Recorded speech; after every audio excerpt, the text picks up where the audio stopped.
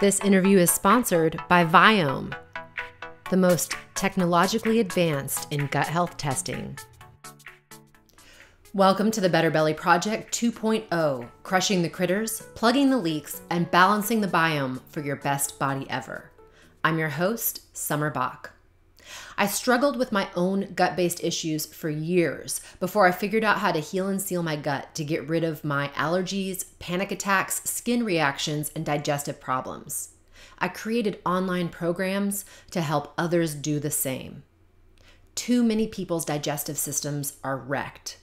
This is causing an increase in all kinds of disease, both chronic and acute. It's not easy to be healthy in our fast food, too busy culture. But we live in a time where the advancement of our collective knowledge is increasing rapidly. You have to stay educated to keep up. I'm connecting you to my favorite mentors, experts, and colleagues on this life-changing topic. My intention is for you to utilize this resource to help yourself, your family, your communities, and your patients heal their bellies so they can be happy and high functioning. It all starts in your gut. Next up, I'm interviewing Trudy Scott on low zinc, social anxiety, and the gut. So you can get access to her pyroluria questionnaire as a free gift. She's given this to everybody who registers for the Better Belly Project. So look for it right underneath the video and click on that to learn more. We talk about it in the interview. Trudy Scott is a food mood expert and a certified nutritionist on a mission to educate and empower anxious women so they can find nutritional solutions for their anxiety and stress. And she's known for her expertise in the use of targeted individual amino acids. She's also known for pyroluria. I have trouble saying it. Pyroluria and the harmful effects of benzodiazepines. She also teaches nutrition and mental health professionals. She shares all the recent research, the how-to steps so that they can educate and empower their clients and patients.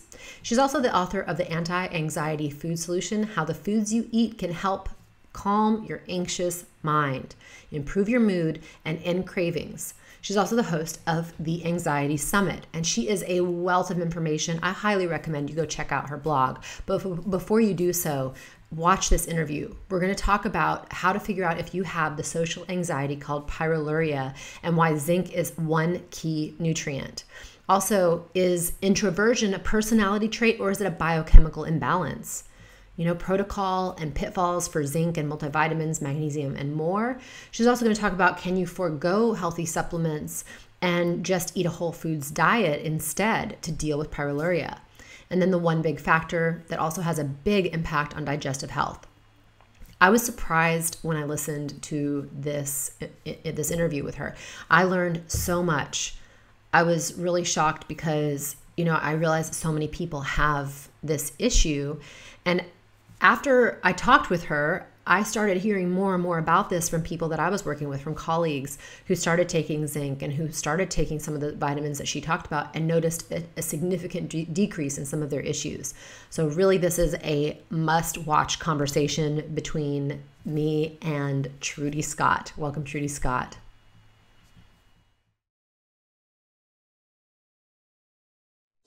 Well, welcome, Trudy Scott. I'm so excited to have you on the Better Belly Project 2.0. I'm excited to be here again. The last one was so amazing, and this one's going to be great as well. And I'm excited to be sharing a different topic. I think it's really great that there's so many different elements when it comes to the gut, and I'm excited to be talking about this topic and hopefully enlightening your community and everyone who's listening in. Well, I mean, you know, this has actually been coming up a lot lately. You know, you talk about pyroluria, and I hear about this more and more and more. And I would love for you to just kind of give us the basics. Like, what is pyroluria? Am I saying that right? Yeah. Okay, good. And, you know, what is it? And tell us, yeah, just like the basics here. So pyroluria, and I'll spell it for people who don't know what it is. Pyroluria, pyroluria. And some people get confused and they say, is this H. pylori? No, it's different from H. pylori. So it's a genetic condition where you have a higher need for zinc and vitamin B6 and some other nutrients, which we'll go through as we go through the interview. But that's the premise. So you have a higher need for these nutrients.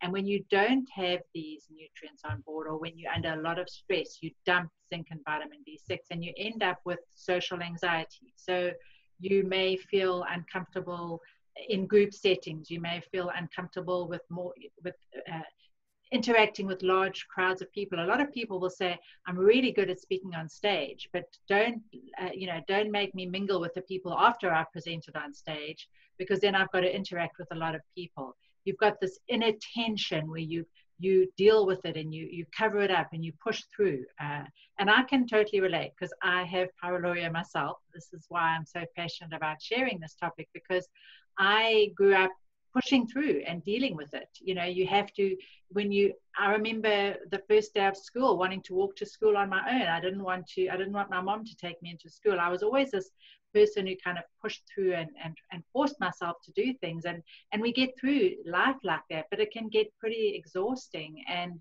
with my whole anxiety that started in my late 30s, which was a result of this perfect storm, it was gluten sensitivity and adrenal issues and low serotonin and low GABA.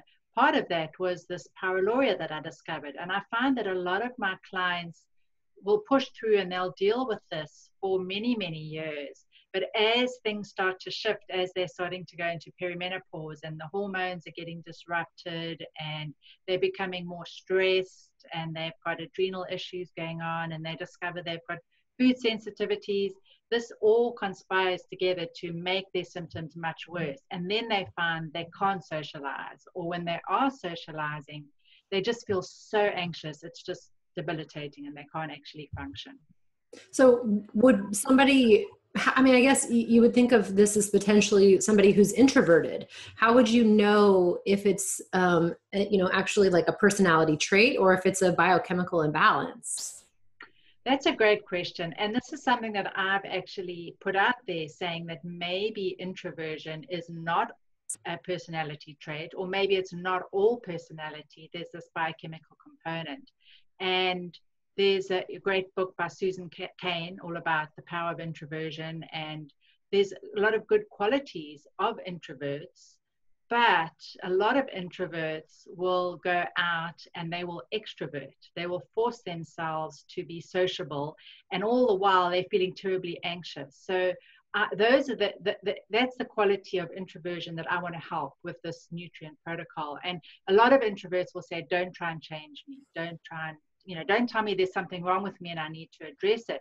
But if you're an introvert and you feel uncomfortable and you feel anxious when you are in social settings, why not do something about it so you can feel more comfortable? And I actually started reading Susan Cain's book because I always felt like I was an introvert, and I started to see some overlaps with the symptoms that we'll see on the pyroluria questionnaire, which is something that I use to assess whether you have pyroluria or not.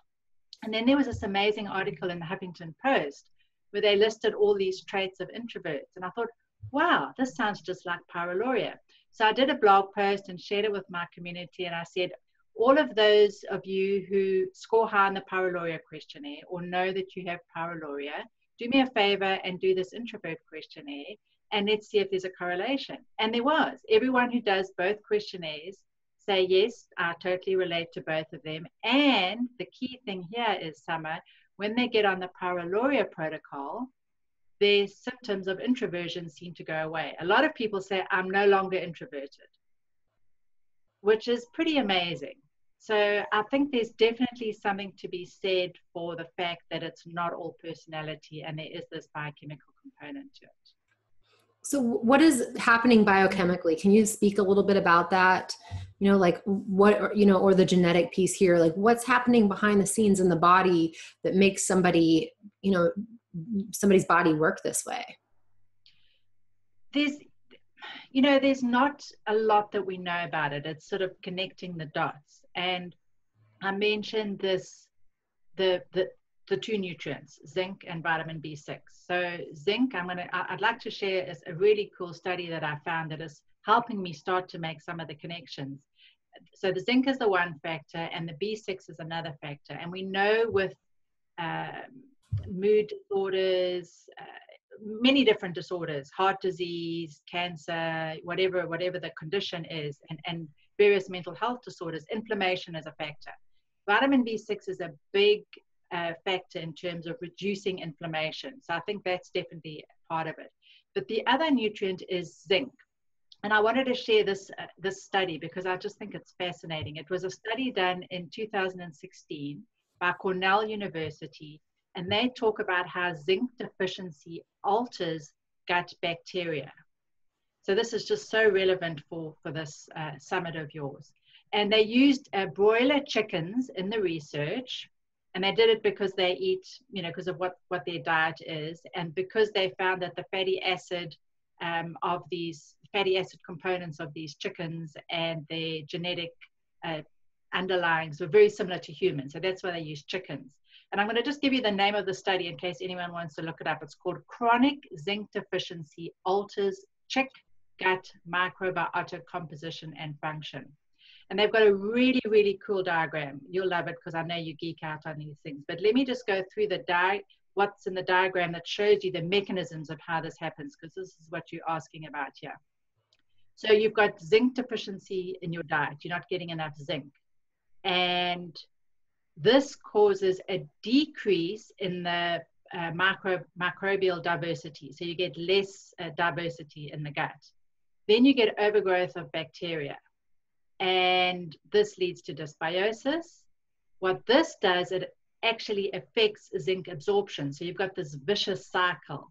This also affects carbohydrate digestion, and it affects your fermentation. So now you may have, extra fermentation going on. This affects your short chain fatty acid production.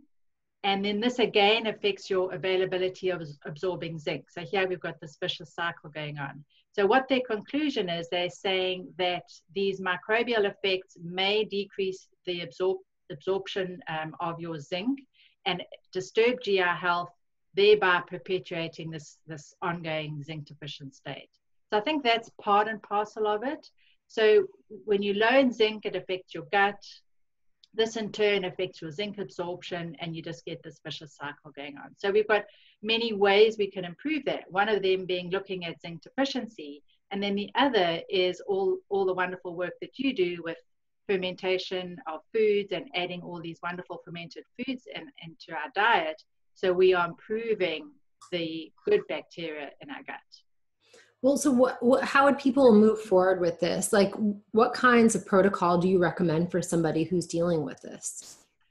So the first thing to do is determine if you have it. And I've got a questionnaire that I have in my book, The Anti-Anxiety Food Solution. It's also on the website, and we'll make that available to everyone who joins the summit. I'll make sure that's one of the gifts that we offer everyone. It'll give you access to this questionnaire, and it's what I use to determine with my clients, to determine if we think pyroluria is an issue. And it's a questionnaire, and it's got all of these symptoms that you would answer to say, yes, I've got this possibility that I've got pyroluria. So let me just go through some of the symptoms on the questionnaire. I'd mentioned this social anxiety and this inattention. So those are two symptoms that are very, very classic, and pushing through and dealing with being in social settings. We'll often see depression. You will have this poor dream recall. So you may not remember your dreams, or you may have nightmares. And this is a classic symptom that we'll see in kids. They'll, moms will say, my kids just have these terrible, terrible nightmares. Now, there are some other unusual symptoms, one of them being having a lot of girls in the family, or having lookalike sisters. And Carl Pfeiffer is the doctor who did the initial research on this, and he was a psychiatrist, and he found that pyroluria, the social anxiety, was more common in girls. And it seems that the boy babies are miscarried more commonly. So miscarriage is pretty common, so that's on the questionnaire as well. We've got overlaps with the MTHFR polymorphism. There's an OXTR gene that is related to oxytocin, which is one of your feel-good chemicals. There's a link with Estonia. There are also some digestive symptoms that we see: leaky gut, food sensitivities, morning nausea. A lot of my clients will say, I can't eat breakfast in the morning. I just can't tolerate protein at breakfast. I've got this nausea in the morning. And once you get the zinc and the vitamin B6 levels up, then that nausea goes away. A lot of people will say, I'm not a big protein eater. I can't eat animal protein. And that's a classic sign of low zinc. So once you get your zinc levels up, we'll see that those symptoms go away. So morning constipation is another one. So you can see there's a lot of overlaps with digestive health. Now, the other big thing is there seems to be an impact on connective tissue. And I'll get to the protocol in a second, but I want people to get a feel for, okay, this might be me. This is something that I might need to look into. So as I said, there's this impact on connective tissue. And this was something that I just discovered by chance. Someone in my community reached out and said, I've got pyroluria.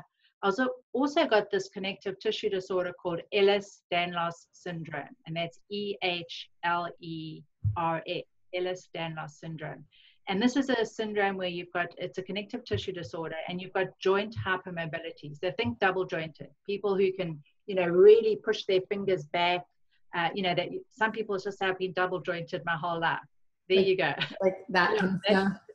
Yeah. And I remember we talked about this. So this is a common symptom with pyroluria, and it doesn't only affect your joints.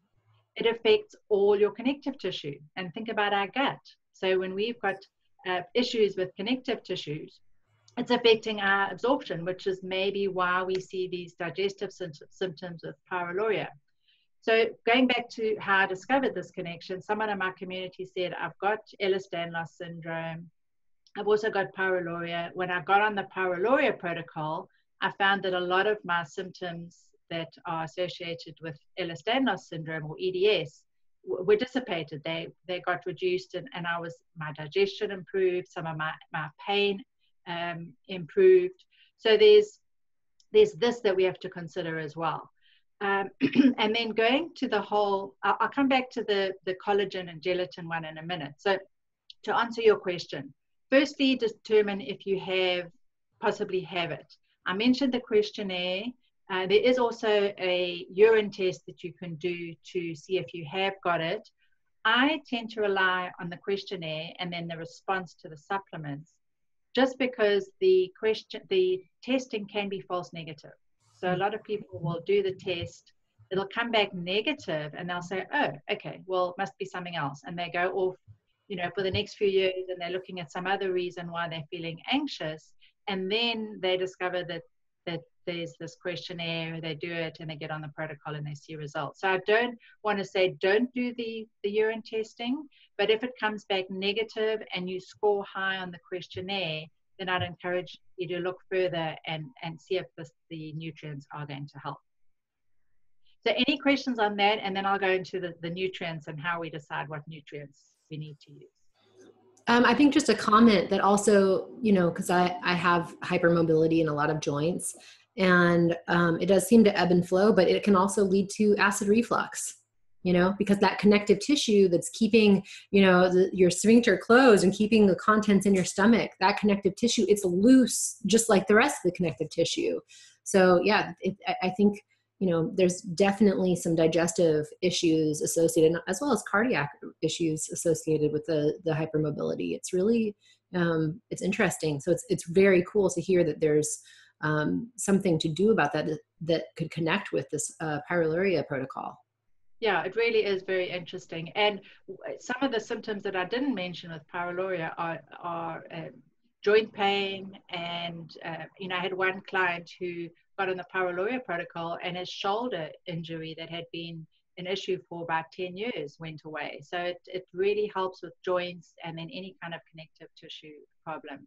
So it's pretty amazing. And then of course, when we talk about connective tissue, we have to think about the skin as well. So it really helps with skin health as well. And then the zinc and the vitamin B6 help with immunity as well. So any kind of condition where there's immune dysregulation or where there's any kind of inflammation, it's going to help. So I'm just seeing pyroluria, having its fingers in so many different pies. The other area where pyroluria is connected is infectious diseases. And Dr. Klinghardt, who's done tons of work with the Lyme community, talks about pyroluria as well. And he says his Lyme patients will not recover until they address the pyroluria. And I actually, recently there was a PANDAS Awareness Day. PANDAS is a neuropsychiatric disorder that's related to strep infections.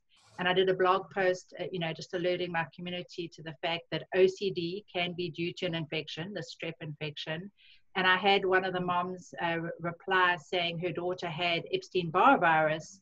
And once they addressed the pyroluria, her Epstein-Barr virus and her other OCD type symptoms went away. So it's very closely connected to infections as well.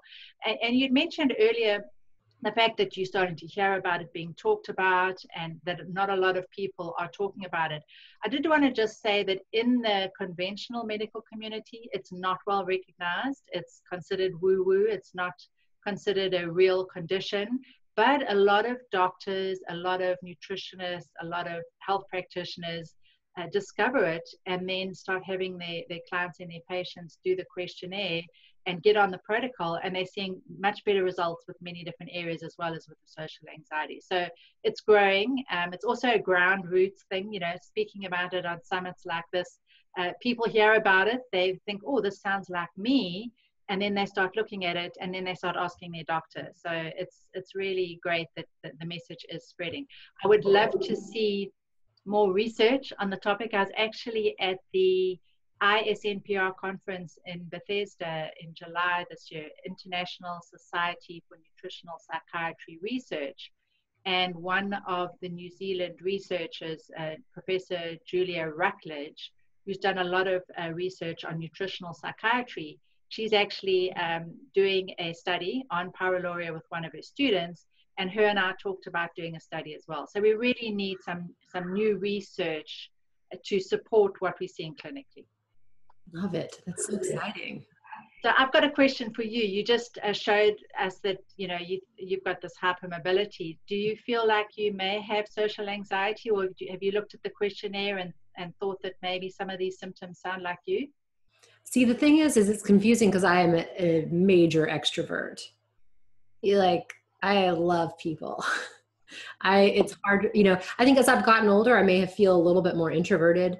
But I think sometimes there is social anxiety, but I always thought it was a little bit normal because it comes and it goes, and it's, it was just one of those things I wrote off. So I'm not quite sure if that would be an actual pyroluria event. However, I will say that I started taking B1, B6, and zinc combo.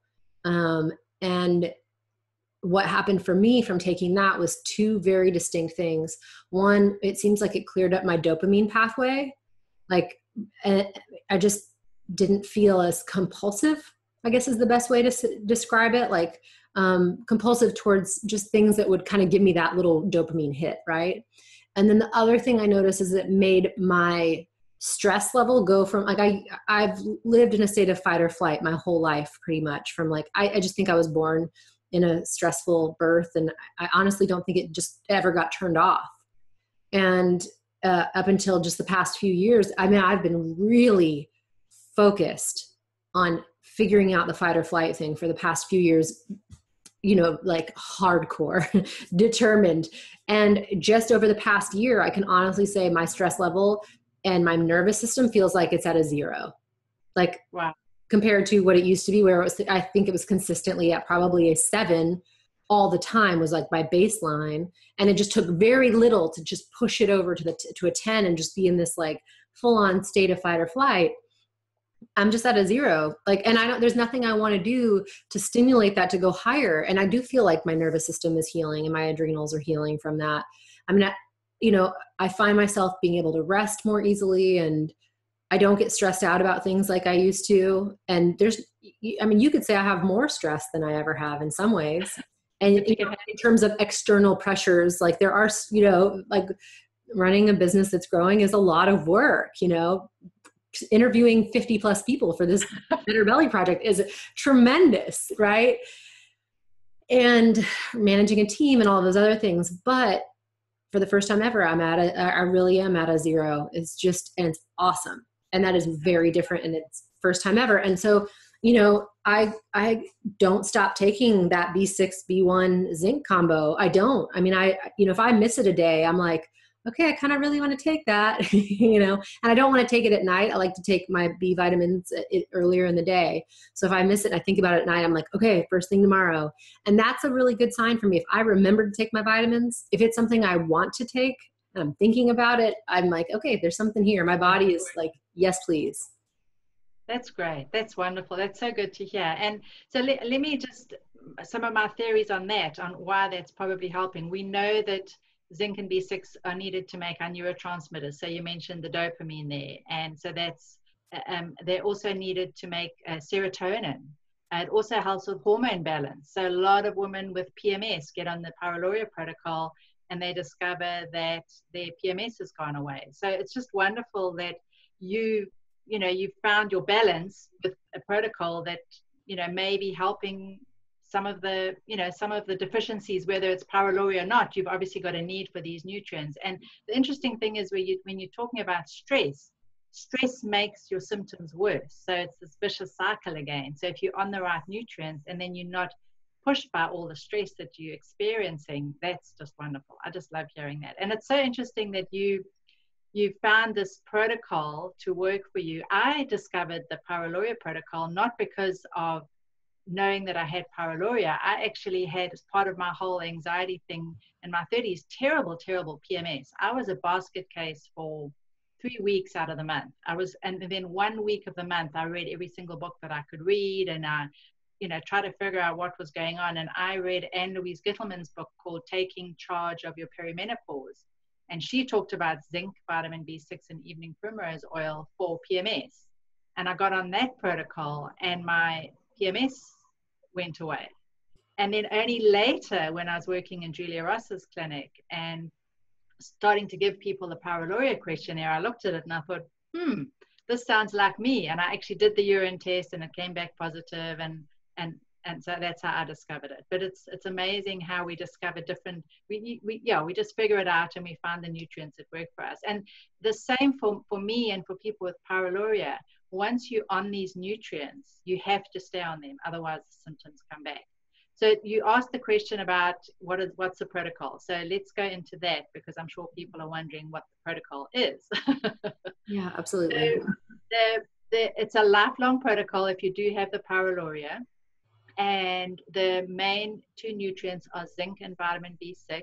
So I'll have my clients get on zinc, and this needs to be a zinc without copper. A lot of zinc will be packaged, in a nutrient with copper. You'll often see a multivitamin that'll have zinc and copper in it. So I recommend a copper-free multivitamin. Designs for Health actually makes a few of those. There's a few other companies that make the copper-free multi. But the zinc that I like is OptiZinc, OptiZink, or ZINK, OptiZinc. It's zinc monomethionine, and it seems to be well absorbed by a lot of my clients. If that doesn't work, then I'll have them switch to a zinc picolinate or a zinc glycinate, something else, some other form of zinc, but always no copper. The starting dose is around 30 milligrams, and we go up to 60 milligrams. If someone has had the pyroluria test done, we might go as high as 90 milligrams. I actually heard Dr. Klinghardt talk about using way higher doses than that. I haven't found that I need to do that. The other nutrient is vitamin B6.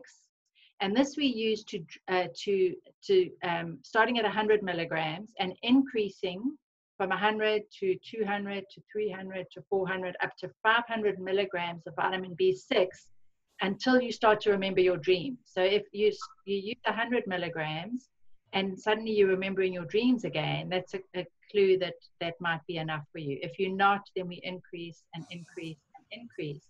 If at 500 milligrams of vitamin B6 you're not remembering your dreams, then we switch to P5P, peroxyl 5-phosphate, which is the active form of B6. And we may end up with a little bit of B6 and a little bit of P5P to get the right dream recall. Now, I want to just share what your dream should feel like. It should feel like you wake up in the early hours and you're having this sort of nice dream about something really, really nice, and you kind of wake up and then you close your eyes and you want to go back into your dream. That's the kind of dream that you should be having. It should be pleasant. You should want to go back into your dream, and then by midday you should be remembering your dream that you had the night before, and it should be pleasant. That's a good clue that your vitamin B6 levels are good. So together with the zinc and the B6, the copper-free multivitamin, extra magnesium is often beneficial, and then evening primrose oil, which is GLA. So a lot of people will say everyone should be on omega-3s, which is a fish oil. Often pyrolorics do not need fish oil. They can extract the omega-3s from their diet, from the wild fish that they're eating, from the grass-fed beef that they're eating, from the leafy greens, from the walnuts, nuts and seeds, and they do not need to supplement with omega-3s. But the GLA, or the evening primrose oil, is often needed, and I've seen this in fatty acid testing, and the GLA helps with the zinc absorption. So it's just an amazing nutrient to add. The GLA is also really great for PMS, so we're getting that added benefit there as well. That's very cool. And is the GLA, is that an omega-3 as well, or is that a precursor? It's omega-6. That's kind of what I thought. Yeah. So it goes against what a lot of people are saying, that we're getting enough omega-6s in our diet, but pyrolorics need that particular form of omega-6. Got it. Now, the other thing I wanted to mention is that a lot of people, so I mentioned this whole copper issue. So when we've got high copper, we'll have low zinc levels. And when you take zinc, it pushes out the copper. So for some people, going too high on the zinc too soon can cause copper dumping, and you can have some side effects, agitation, anger, increased anxiety. So some people need to go really slowly. But the other thing that I have found is that with a lot of people on the paleo diet and a lot of people on the GAPS diet are using a lot of nut flours, and they're baking with nut flours. And nuts are high in copper. I love pumpkin seeds because the copper zinc ratio is a little bit better than in some of the other nuts. But if you are baking and making breads and cookies and muffins on a daily basis using almond flour or any of the other nut flours, you are getting high levels of copper in your diet. And I was actually at speaking at the Integrative Medicine for Mental Health conference, and I had a booth there. And these are all practitioners, mental health practitioners, who know about zinc. A lot of them were taking zinc, and I have this little zinc tasting section at my booths when I do these booths, where you can use zinc sulfate. This is one way to test your zinc levels, is to taste zinc sulfate. And if it tastes like water, that's a sign that you've got low zinc. If it tastes really bad, strong metallic taste, that's a good sign that your zinc levels are good. So I had all these practitioners come and do the zinc tally, and a lot of them couldn't taste the zinc. And yet they were using zinc. But they were also, every single person that I asked were using nut flours to bake with. So I said, you need to watch other sources of copper, because if you're getting copper in your diet, be it from nut flours, be it from using copper pots, or even from something like the copper UID, that can push your copper levels up and then push your zinc down. So, I'm talking about this pyroluria protocol, and it sounds pretty simple. You've got the symptoms, you get on the zinc and the B6, and for most people, the symptoms will go away within a week. People will notice the social anxiety go down within a week, 2 weeks maybe, and then it's feeling pretty great. But there are some factors that can derail it, and one of them is this exposure to copper. So if you are not getting results with the pyroluria protocol that you would expect, you need to start looking at these other factors, and one of them are these nut flours. That is very interesting. I love your attention to detail with all of this stuff. I feel like you cover some really interesting bases. It's very cool. So magnesium, do you have a recommendation for how much magnesium, and is this something that people should take at night? So to answer your question about the night thing, I wanted to just go back to what you said, taking the B vitamins early in the day. Yeah. I like the B vitamins early in the day. I like the zinc early in the day too. The B6 can sometimes be taken at night. So I just wanted to put that one out there. Some people find that the B6 at night helps their sleep. And this could be because it helps with serotonin production. And obviously, when we've got good serotonin levels, we're going to be making good melatonin, and that can in turn help us sleep. The other B vitamins I recommend early morning. But to your question about the magnesium, taking that at night can be very calming. It can help with sleep. Just like zinc being a very, very common deficiency, magnesium is a very common deficiency. And the Bernie Rimland, he's one of the researchers who did a lot of research in the autism community. He found that when you're using higher doses of vitamin B6, you also need to be supplementing with magnesium.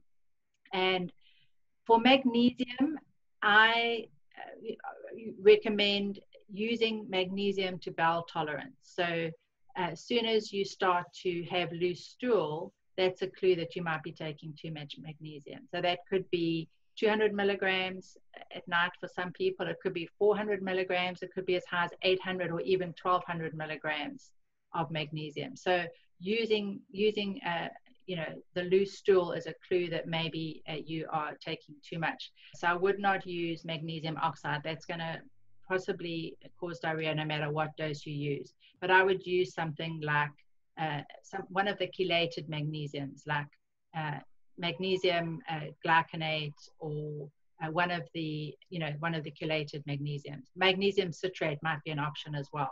The magnesium oxide will definitely cause diarrhea, so this wouldn't be one that I would recommend, and it's less well absorbed and less well tolerated. Interesting. So what about, you mentioned this is a lifelong plan. I mean, what about the people who want to just get all of their nutrients through whole food and not take supplements? What happens for them in terms of pyroluria there? So obviously, just like you, food is the foundation. We've got to be eating healthy foods. We've got to get gluten out of the diet. We've got to add in all these wonderful fermented foods. We've got to, soak our nuts and seeds. We've got to eat quality protein. We've got to make sure we're getting healthy fats in our diet, coconut oil and butter and grass-fed red meat and wild fish. And all of that is really, really great. And we're going to get zinc from the red meat that we eat. We're going to get, vitamin B6 from some of the other foods that we eat. We're going to get magnesium from the leafy green vegetables that we consume. So we're getting all of these nutrients.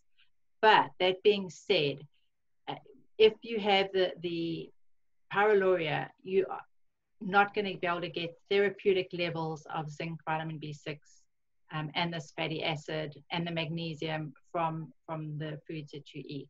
And it's just a fact that you need to be supplementing. I actually had a family member of mine who is not into taking supplements at all, and she's got pyroluria, and it's was a lot of effort to convince her that maybe she should look at the supplements. And she got on the supplements, and within a week she was feeling better. Within 2 weeks she was feeling much better. She wasn't quite convinced it was the supplements, so she stopped taking them.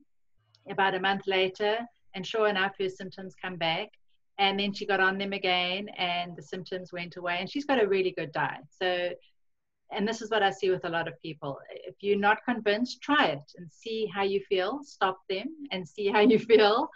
You mentioned how you feel like you need to take these nutrients. And for a lot of people with pyroluria, they're just convinced because they just feel so great when they're taking them. So, it's a matter of knowing, firstly, that you've got the condition, and knowing that when you're on these nutrients, you feel a lot better. And then if you stop them, you don't feel good. So you mentioned something earlier about collagen and gelatin. Is this one of the big factors that has an impact on digestive health? I mean, tell me a little bit more about how that plays into all of this. Yes, so I think this is something that it's also a new discovery that not a discovery that I've made, but it's something that I've just been writing about recently. And I've actually surveyed my community, because we see a lot of people, it's the sort of new big buzzword. Everyone should be consuming collagen. Everyone should be consuming gelatin. And it's wonderful. It's wonderful for gut health. Certainly if you've got this Ehlers-Danlos syndrome and you've got connective tissue issues, adding in the collagen and the gelatin is wonderful for your skin. It's wonderful for your digestive system. It's wonderful for joint pain, any kind of connective tissue serious issue, but then also just for general health. So it's it's the new sort of kid on the block. Everyone's saying let's add collagen and gelatin into our diets. Now, with the work that I do, I'm aware of studies being done 30, 40 years ago where they give study participants an amino acid blend that does not contain tryptophan, and they give it to them as part of a tryptophan depletion study. So they'll give them this amino acid blend that doesn't contain tryptophan, and this ends up depleting their serotonin levels, and then their depression and their anxiety goes up. So this is what's commonly called a tryptophan depletion study. So when I started reading about collagen and gelatin and it being this very popular supplement that people are now starting to add into their diet, I started thinking, well, I know that collagen and gelatin in supplement form does not contain tryptophan. It contains glycine, it contains proline, it contains arginine, some of these other amino acids, but it does not contain tryptophan. And I thought, well, if people are taking it in large amounts, maybe it's leading to serotonin deficiency. So then I started looking at the research, and some of the recent studies on tryptophan depletion are now actually using collagen and gelatin. So if you look at the research on tryptophan depletion studies in the last 3 to 5 years, they're all using gelatin and collagen. So I thought, wow, this is something I need to find out about. So I actually did a mini survey with people in my Facebook community, and I said, anyone using collagen or gelatin, have you noticed an increase in anxiety, an increase in depression, agitation, heart palpitations, insomnia? And I got a very varied response. Half of the people said yes, they felt worse, more anxious, more depressed. The others said so that was about 50%. Another 40% said no, they feel great. And then interestingly enough, there was a few people that said they use collagen and gelatin to actually lower their serotonin levels. So Ray Peat is a practitioner. I don't know if he's a blogger or a practitioner, and I need to look into a little bit more about his theory.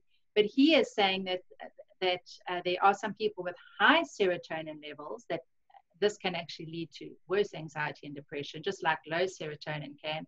And he recommends using collagen and gelatin to lower their serotonin levels.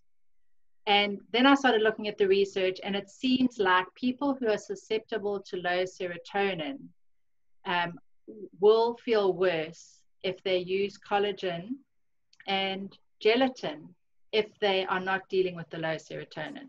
So a way around it, so let me just recap that in case it was a lot of information I shared there. So using collagen or gelatin can potentially lower your serotonin levels because it does not contain tryptophan. And if you lower your serotonin levels, you could potentially feel more anxious and more depressed. So if you have just started using collagen or gelatin and your anxiety or your depression has increased or your insomnia has suddenly got worse, the way to counter that is to stop the gelatin or the collagen and see if the symptoms go away, or possibly add in some tryptophan to see if that's going to now counter the fact that this gelatin and the collagen doesn't contain tryptophan. Now, I'm mentioning serotonin and tryptophan here, but there are other mechanisms at play. Other ways that collagen or gelatin could increase your anxiety is that it does contain histamines, and that could be stimulating. The glutamate connection could be an issue. The other issue could be high arginine levels. And then there also seems to be some connection between glycine and increasing your oxalate levels, which can make you more anxious as well. So there's a number of mechanisms at play, but one of them is definitely serotonin, and it doesn't affect everyone the same. So this is going back to this whole biochemical individuality, and there's no one size fits all. We really need to be tailoring our diets and our supplements to our own unique needs. Awesome. Yeah, absolutely. I mean, I worry that people get a little overwhelmed by that fact, but I think once you dive in and start learning also how to pay attention to your body and your own biofeedback, the extra effort that it took to dive in and start looking at the information becomes worth it very quickly. Yeah, definitely. And I hear you, when you say people feel overwhelmed. A lot of people said to me, oh my gosh, we just think that we're doing something good, and now we discover that, it's not good. And it's unfortunate, but we need to know about it. A lot of people said, oh my gosh, my anxiety's been ramping up and ramping up and ramping up since I added in the collagen, and now I know why. So it's education. We're providing education. People are empowered. They can now, as you say, notice things. And I think everyone should, if you're adding a new supplement, if you're adding a new food, keep a food mood log. Write down when you started taking it. Do one thing at a time if you're very sensitive, if you've got a lot of stuff going on, and log and see how you feel, because it may affect you, it may be great for you, but it may be problematic. So this is what we're doing, is just trying to educate and empower and help. Awesome. Well, thank you so much for all of your incredible knowledge and insight, and for sharing the studies that you come across. And I also just have to say, just a little plug for your blog. I love your blog. It is fantastic. I think you've created such a wealth of information and a great resource for people. And I'll make sure that below this video, there is going to be a link, right? So you just click below the video for the link to the pyroluria questionnaire that Trudy has. So everybody can. Yeah, I'll include the questionnaire, and then also we can include that really cool chart from that zinc study, which shows the mechanism of the zinc and the gut dysbiosis and everything, because for the geeky people who might be listening, it's really cool to see that mechanism. So yes, we'll definitely do that. And thanks for the plug on the blog. I love connecting the dots. I love looking at the research, and I love getting feedback from our community. I learn so much from our community. As much as I share and give, I get back, because I'll ask questions and I'll get people saying to me, I've got EDS and I've got pyroluria, and will you blog about it? And then I blog about it, and then I get other people giving me feedback. So it's really wonderful. It's a great community. I get great comments, I get great questions, and I love to interact with my community on Facebook, and then also on the blog. So thanks for saying that. Yeah, you're welcome. Awesome. Well, this has been fantastic, and I just really can't wait to hear what everybody has to say about this over on the Facebook group. Thanks so much. Thanks, Summer. Thank you for attending this exclusive interview. Visit betterbellyproject.com/upgrade to find the link to purchase the complete Better Belly Project collection. There was so much info we covered today. You're going to want to listen to this recording again and again. You can do it while running errands, exercising, or commuting. Plus, you're going to get the transcripts for each interview, bonuses that the speakers have given just to those who upgrade to the All Access Pass, and all the audio and video recordings for each interview. There are more amazing experts to come. I'll see you on the next interview.